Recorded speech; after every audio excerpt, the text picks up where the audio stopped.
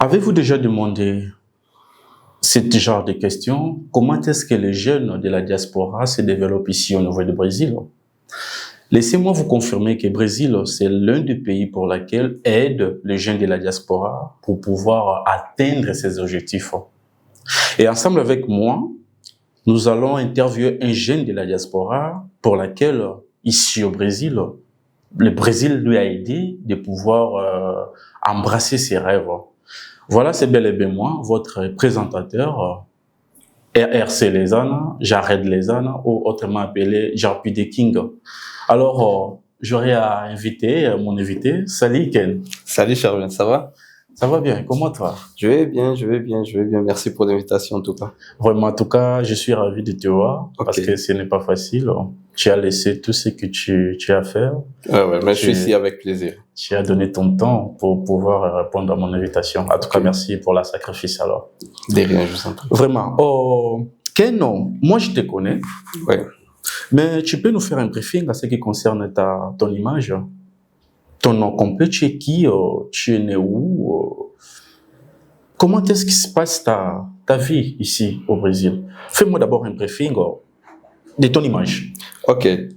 Bon, je m'appelle Ken. Je suis né ici au Brésil, à Rio de Janeiro. Et voilà, mais j'ai grandi en Europe où j'ai vécu 15 ans. Et 15 ans en Europe. Oui, 15 ans en Europe. Et voilà, donc disons que je suis l'aîné de ma famille, quoi. Et l'occasion s'était présentée.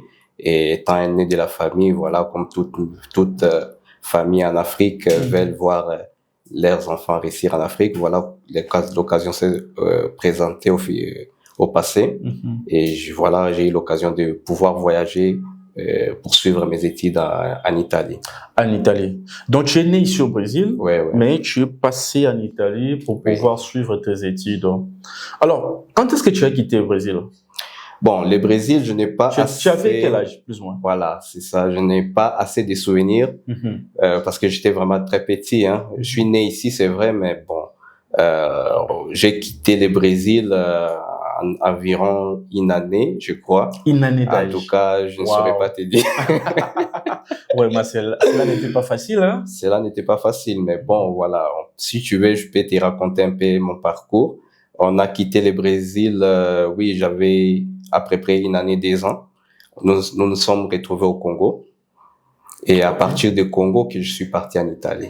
Ah, donc, vous êtes né ici au Brésil, à Rio de Janeiro. À Rio de Janeiro. Vous avez quitté Brésil pour Congo. Oui, pour Congo. Quel Congo? RDC? Congo RDC. Kinshasa. Bien sûr. Et Congo Kinshasa pour l'Italie. Pour l'Italie. Vraiment? À l'âge de 12 ans. 12 ans. Voilà. Alors, pourquoi c'était ton choix de pouvoir se développer en Italie, tandis que tu es né ici au Brésil? Bon, dès les bas âges, je ne peux pas dire que c'était mon choix. Et voilà, j'avais un oncle qui vivait en Italie et l'occasion s'est présentée vers moi.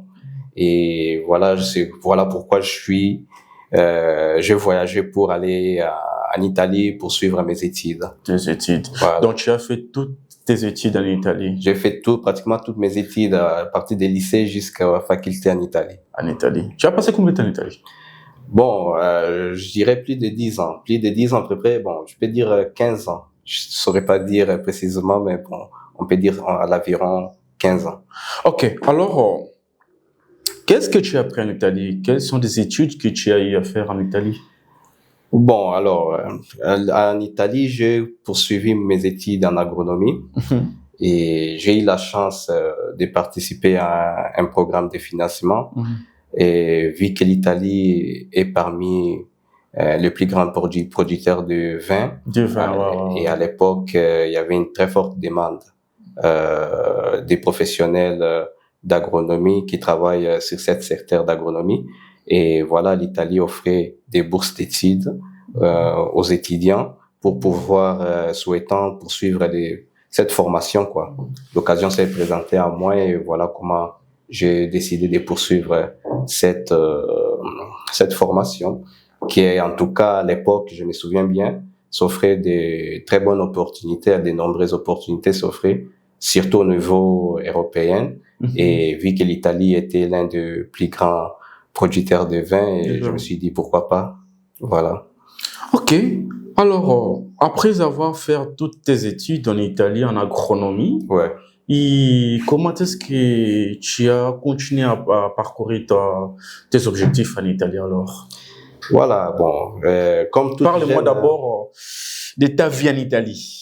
bon, ma vie en Europe, voilà, dès les bas âges, comme toute jeune grandie en Europe, j'ai étudié, voilà, et j'ai eu également l'occasion de pouvoir voyager, connaître plusieurs pays en Plusieurs Europe. pays. À part l'Italie, tu connais encore quel pays? Bon, à part l'Italie, je connais presque, je connais bien l'Espagne. L'Espagne, oui. L'Espagne, j'ai voyagé à Madrid, Madrid, Barcelone, Barcelone. Ce sont des villes de l'Espagne. Valencia, Ok.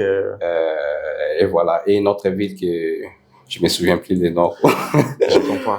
Mais aussi la Belgique, je connais bien la France où j'ai vécu, Malte, voilà quoi. Et comment on appelle cette pays, Suède? Suède aussi. Voilà, c'est ça quoi. Ok. Alors, quand tu as terminé tes études en Italie en agronomie, Ouais. tu as eu l'occasion de travailler là-bas ou comment Bien est-ce que sûr. c'est parti? Bien sûr, dès que je finissais ma formation, et en tout cas, j'ai eu la chance de faire un stage. Et vu que je me suis formé en viticulture et œnologie, j'ai eu la chance de pouvoir travailler dans la production de vin. De vin en Italie. Et dans la production de vin, j'ai travaillé plus ou moins, vu que c'était un stage, j'ai passé 6 mois. Où j'ai acquis une très bonne expérience et j'ai agrandi et j'ai pu croître mon expérience. Et voilà quoi, c'est un peu ça ce qui s'est passé. Vraiment. Mais quand je vois ton CV ici, je vois comme si que après l'agronomie, bien sûr, tu as eu l'occasion aussi d'être formé par plusieurs options, c'est-à-dire plusieurs formations. Alors, quelles sont des autres formations que tu as eu à faire? Alors, je vais te raconter un peu comment je me suis retrouvé dans d'autres formations. Il y avait une période en Italie, vers 2019, si je me souviens bien. Bien sûr. Nous nous sommes retrouvés dans la période de la Covid. Et voilà, c'était une question d'incertitude plutôt sur ce qui allait être l'avenir, mon avenir professionnel. Et vu que j'habitais avec un ami, nous nous sommes retrouvés tous à la maison comme tout le monde à cette époque-là, quoi.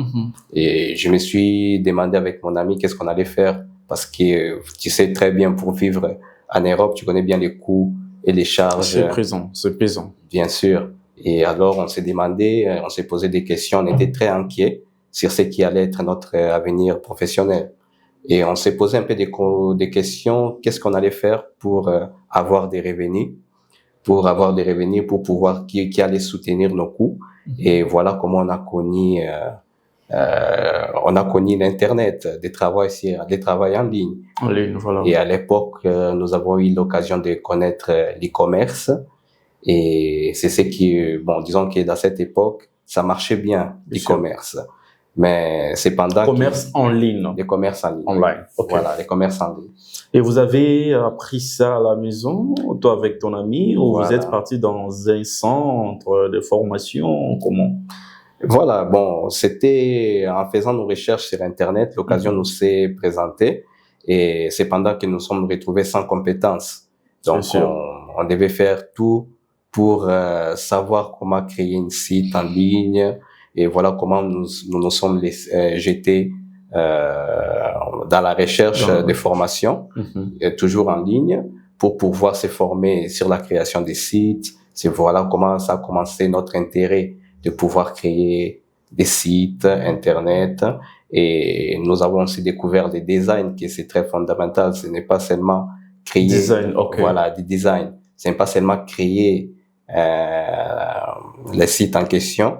C'est aussi important que les consommateurs puissent avoir une très bonne expérience lorsqu'ils arrivent sur ton site Internet. Et voilà pourquoi nous nous sommes intéressés également au design. J'ai compris. Donc, vous avez passé tes formations, ta formation, disons, bien sûr, dans l'agronomie, mais pendant la pandémie, vous n'avez pas eu l'occasion de pratiquer ta formation parce que vous étiez enfermé. Enfermé, voilà. Parce que toutes les choses étaient vraiment anéanties.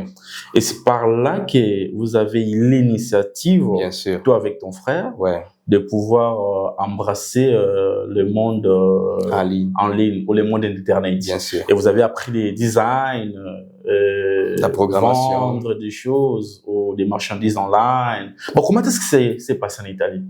Est-ce que tel que les Noirs, je peux dire, je peux dire les Noirs. Est-ce que ça a été facile avec vous là-bas? Parce qu'à l'époque, là, j'ai entendu parler qu'il y avait des difficultés pour s'intégrer, surtout nous qui nous sommes Noirs. Mais comment est-ce que c'est passé avec vous? Ça a été facile d'échanger le mode de vie, d'échanger, d'apprendre une autre initiative. Ça a été facile pour vous? Bon, et vous avez passé combien de temps avec ça? Bon, disons que la difficulté, on n'a pas vraiment eu de difficultés parce que voilà, en travaillant à la maison, c'est un peu différent que avoir un travail classique où tu as contact avec des gens, tu comprends. Et pour nous, ça a été plus facile parce que ce qu'on devait faire, c'était tout d'abord s'informer, acquérir des compétences nécessaires pour pouvoir créer nos sites. Et voilà, la facilité, ça a été rester à la maison, ne pas être en contact comme tu peux bien être en travaillant dans un travail physique, quoi. C'est ce que je veux dire. Étant en ligne, tu n'as pas cette insécurité que des mondes extérieurs peut, voilà. Je comprends. Et c'est ça, voilà. Et notre travail, c'était juste d'apprendre des compétences, d'acquérir des compétences et commencer dans notre expérience, quoi. À se lancer dans notre expérience. En tout cas, c'est bien fait. Alors, quand vous êtes lancé, toi avec ton ami, online, disons, sur l'Internet, alors, quelle comparaison t'as faire entre la formation que tu as eu à faire depuis ton enfance, l'agronomie, le mode Internet, c'est-à-dire travail online. Alors, quelle différence tu nous donneras entre ces deux options? C'est complètement des mondes très différents. Mais bon, ce que je peux retenir quand même, ma formation m'a quand même aidé. Se former dans une faculté m'a quand même aidé à être résilient. Et quand même, voilà quoi, de pouvoir, de quelque manière, même si ce n'était pas facile au commencement, voilà, être persistant, y croire, et jusqu'à ce que on allait obtenir des résultats. Donc, on peut dire que la persistance que j'avais dans la formation passée, j'ai eu cette expérience et cette discipline.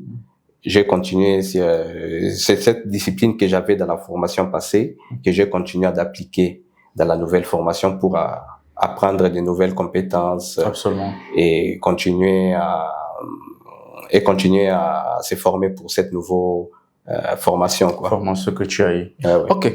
Alors, comment est-ce que on te retrouve ici au Brésil? Comment est-ce que tu t'es retrouvé au Brésil? Parce que c'est que moi je sais, tu es né ici, tu es parti en Italie pour étudier. Bon, beaucoup de jeunes, hein? Nous les jeunes, surtout les jeunes que nous venons de l'Afrique, nous voyons que le Brésil, c'est un pays, selon nous, c'est un pays pour lequel on voit, c'est moins développé. Bien sûr. Mais les jeunes qui sont ici, qui nous sommes ici, parce que je vais me mettre dedans en général, nous pensons quand nous sommes ici au Brésil, après un certain temps, on cherche le chemin peut-être les États-Unis d'Amérique, en Europe, et ainsi de suite. Mais toi, tu es né ici, tu es parti étudier en Europe, tu as passé toute ton enfance en Europe, mais tu es revenu ici au Brésil. Mais pourquoi ces contretemps-là? Comment ça? Pourquoi tu as choisi venir ici au Brésil et ici de pouvoir pratiquer ta formation que tu as eu ailleurs? Ça c'est très intéressant parce que tu n'es pas le seul à me faire cette question. Parce que c'est la vie pratique que nous voyons. Voilà quoi, c'est plusieurs personnes en fait qui me font cette question. Pourquoi tu n'es pas resté en Italie? Qu'est-ce que tu es venu faire ici au Brésil? Surtout ça. Qu'est-ce que tu es venu? Tu es revenu parce que tu es parti. Mais qu'est-ce que tu es revenu faire? Voilà. Essaie de nous faire comprendre un peu. Bon, tout partait dans la vision que j'avais à l'époque. En tout cas, moi, je ne condamne pas les jeunes Africains qui sont ici qui ont comme vision de partir en Europe. Tout d'abord parce que je pense que c'est important quand même comme jeune, en tant que jeune, et si vous n'avez pas assez de responsabilités, pouvoir quand même en profiter de faire cette expérience, de pouvoir voyager, aller voir comment ça se passe ailleurs, c'est très important. Et ça, personnellement, je l'ai dit parce que j'ai vraiment, comme je te disais, j'ai vraiment voyagé dans plusieurs pays en Europe et ça m'a aidé à d'avoir une vision sur le monde, quoi. Donc, je conseille, en tout cas, j'encourage aussi. Moi, je suis parmi ceux qui encouragent des jeunes de pouvoir quand même voyager et connaître le monde et se faire de l'expérience personnelle. Absolument. Mais dans mon cas, pourquoi le Brésil? Pourquoi tu es revenu? Pourquoi je suis revenu au Brésil? Bien sûr. Alors, comme je te disais, c'était par rapport à la vision que j'avais avant. Et voilà, c'est arrivé d'un époque, moi et mon ami, on a commencé à facturer de l'argent et on devait quand même assumer notre responsabilité financière. Et vu que les coûts de vie en Italie est trop cher, et voilà, commencer d'assumer ma responsabilité financière et en connaissant les coûts d'impôts en Italie, pour moi, c'était plus évident sortir de l'Italie, fuir, on peut dire ça, si je peux dire ça, fuir de l'Italie, pouvoir vivre dans un endroit où je sais quand même qu'il y a un coût de vie bas, un peu bas, tu comprends? Et voilà. Et même si je dirais maintenant que j'ai un peu l'expérience ici au Brésil, je me rends compte que à niveau de l'impôt, c'est un peu pareil, mais on peut dire que l'avantage que le coût de vie est très bas. Ici au Brésil, par rapport en Europe. L'avantage de l'Europe, on peut dire les salaires, mais si tu compares les salaires de l'Europe avec le coût de vie, c'est presque épuisé. C'est presque, voilà. C'est un peu ça. Donc, pour moi, c'est parti par là. J'avais cette vision de pouvoir revenir au Brésil et j'avais une idée. Je vais revenir au Brésil, je vais continuer. Je vais chercher d'abord d'investir sur une activité commerciale parce que j'avais des sous pour ça, pour investir dans une activité commerciale et continuer à me focuser sur ce que je savais faire, c'est ce que j'avais appris, qui est l'e-commerce. Et voilà comment j'ai décidé de revenir au Brésil. Et si tu veux bien, je vais te raconter. Ouais, bien sûr. Tu as choisi de revenir au Brésil. Ouais. Alors, depuis combien de temps vous êtes ici? Depuis combien de temps que vous êtes revenu sur le Brésil? Alors, disons que...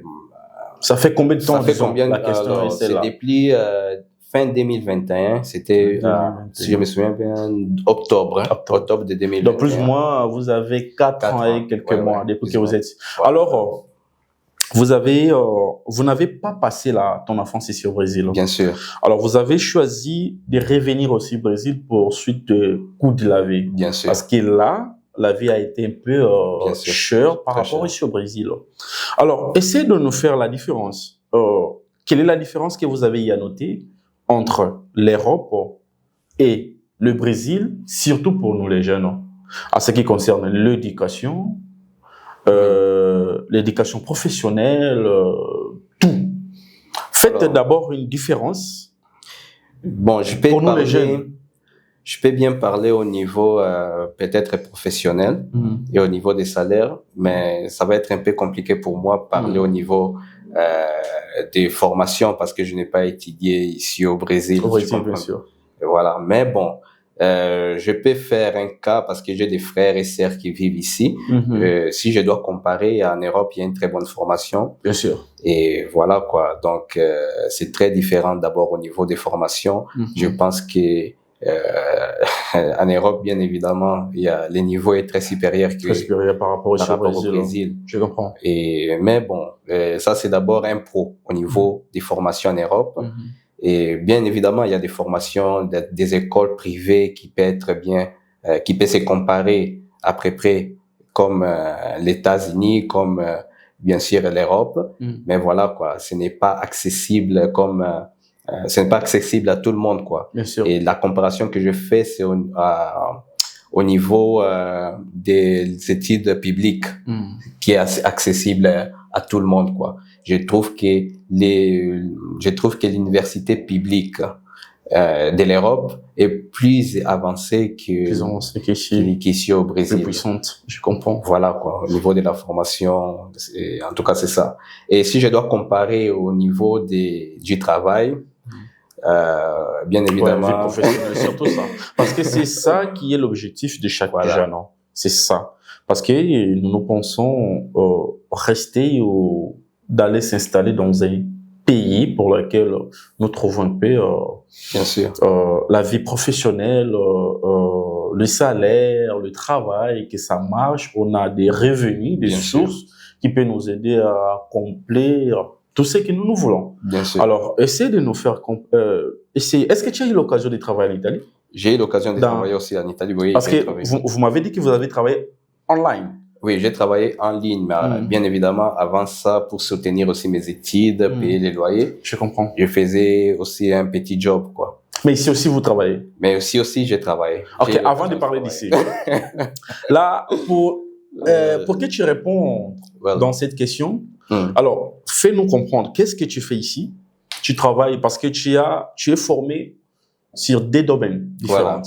C'est-à-dire l'agronomie et tu as fait l'Internet. Voilà. L'informatique, disons. Ouais. Le design, ainsi de suite. Alors, ici, tu travailles comme qui? Quel est le choix de ce que tu fais ici entre les deux domaines? Quel est le choix que tu as choisi là? Ok, entre les deux domaines, c'est un peu compliqué parce que pour te dire ce que je fais aujourd'hui, je dois t'expliquer pourquoi, bien sûr, pourquoi j'ai fait ces choix au jour d'aujourd'hui. Au jour d'aujourd'hui, je travaille comme freelancer. Oui, dans les domaines de montage vidéo. Bien sûr. Et avant cela, quand j'étais revenu en Italie, juste pour t'expliquer le contexte, quand je suis venu au Brésil plutôt, oui, j'avais comme ça. Quand tu es revenu. Quand je suis revenu. Parce que tu es parti. Ouais. Tu es revenu alors. Quand je suis revenu au Brésil, j'avais j'avais déjà mon idée, c'était quoi? Mon idée, c'était investir. Avant de revenir, c'était investir d'abord sur une activité commerciale qui allait me permettre de pouvoir continuer sur ce qui était mes activités en Italie. Et qui est l'e-commerce, bien évidemment. Et bon, c'est ce qui est arrivé. Quand je suis retourné, j'ai investi sur une activité commerciale. J'ai ouvert une boutique, vu que je ne maîtrisais pas bien les Portugais. Bien sûr. Ma première boutique, j'ai ouvert une boutique de la communauté africaine. Bien sûr. Et voilà, comme j'avais prévu. Tu allais vendre la nourriture africaine. Maléoua. Non, pas Maléoua. Pas Maléoua. Vendre quoi, du foufou? Non, bon, c'était en tout cas des produits classiques, quoi, comme des laits de beauté. Ça pouvait être des laits de beauté africains, voilà. Bien sûr. Mais vraiment des classiques boutiques africains, quoi, avec des produits africains. Parce qu'ici au Brésil, il y a beaucoup d'Africains. Hein? Ici au Brésil, en tout cas, il y a beaucoup d'Africains. Disons que le Brésil, c'est un pays qui accueille tout genre de personnes, quoi. Ici en Italie, et surtout, non, ici au Brésil, j'ai aussi retrouvé des Italiens. Il y a beaucoup de communautés italiennes, quoi. Ouais, bien sûr. Voilà, quoi. Et n'en parlons pas même des Africains, il y a plusieurs communautés africaines. Okay. Et mon idée, c'était ça, quoi. Quand alors, tu as commencé avec vendre des produits africains. Et en même temps aussi continuer, vu que j'avais tous mes données à partir de l'Italie, continuer à étudier d'abord les marchés brésiliens pour savoir comment l'e-commerce fonctionne ici. Donc, tu t'es jeté sur la commerce. Ouais, c'était totalement une activité commerciale. Donc, j'ai à part investir sur une activité, sur une boutique, sur une boutique africaine où je vendais des produits africains. Bien sûr. En même temps, vu que j'avais mes compétences de l'e-commerce à partir de l'Italie, j'en profitais. Parce que là-bas, tu as commencé à vendre des choses online. Voilà. Donc, tu avais déjà maîtrisé toutes ces compétences. La base du commerce. Voilà. Donc, j'ai commencé en même temps à vendre pour nos clients, pour nos frères africains. Et en même temps aussi, tout d'abord, avant de commencer de se lancer à l'e-commerce ici au Brésil, j'ai dit étudier les marchés brésiliens. Parce que c'est totalement différent que vendre dans un pays européens comme l'Italie, quoi. Ok. Donc, alors, après avoir ouvert la boutique, après avoir ouvert la boutique, j'ai commencé, voilà, mon activité. Ok, après avoir ouvert la boutique, je continue avec mon activité d'e-commerce. Et voilà, dans un premier temps, ça n'a pas beaucoup marché comme j'avais prévu. Et j'ai dû m'adapter. Et j'ai connu des difficultés. Et j'ai aussi, en connaissant ces difficultés, j'étais victime aussi d'un vol. Je comprends. J'étais victime, oui, ici au Brésil. De la criminalité, quoi. Ah ouais. Ça, on peut dire que c'est la partie un peu négative du Brésil. Je comprends, ouais, en connaissant. Dans le monde entier. Hein. Ah ouais. Désolé, mon frère. Non, ça va. En connaissant disons, en passant ce genre de conditions, j'ai eu mes réinventés, quoi. Et vu que j'avais quand même des compétences en ligne, et j'ai dû recommencer tout à zéro. Et voilà comment je me suis relancé à des montages vidéo, quoi, en offrant des services, vu que j'avais déjà acquis des compétences dans ces milieux-là. Voilà comment j'ai commencé à faire les montages vidéo. Merci beaucoup. En tout cas, on est ensemble ici avec notre frère Ken. Il nous relate comment est-ce qu'il a dû passer son enfance, c'est-à-dire il a passé toute une grande partie de son enfance en Europe, au niveau de l'Italie, qu'il a fait des formations telles que l'agronomie et aussi s'est lancé sur l'Internet et sur le design. Et il est venu par ici, retourner au Brésil ou revenir au Brésil pour pouvoir pratiquer la formation pour laquelle il a dû apprendre au niveau de l'Europe. En tout cas, merci beaucoup pour pouvoir nous donner la confiance de nous suivre. En tout cas, continuez à vous s'inscrire de temps à autre dans la plateforme Young Wake Up et liker et surtout activer vos cloches de notification. Parce que de temps à autre que vous aurez ces genres d'interviews, ces genres de communication, en tout cas, ça va vous aider de pouvoir savoir comment est-ce que les jeunes peuvent cultiver cet esprit de créativité et pour pouvoir partir toujours en avant. En tout cas, merci, c'est bel et bien moi, votre humble serviteur, Jared Lezana, ainsi Jarpi de King. En tout cas, merci beaucoup. On se retrouve dans la deuxième partie de cette émission. Je vous rappelle que nous avons la deuxième partie. En tout cas, activez vos cloches de notification parce qu'on revient encore pas plus longtemps. En tout cas, merci, salut, je vous aime tous.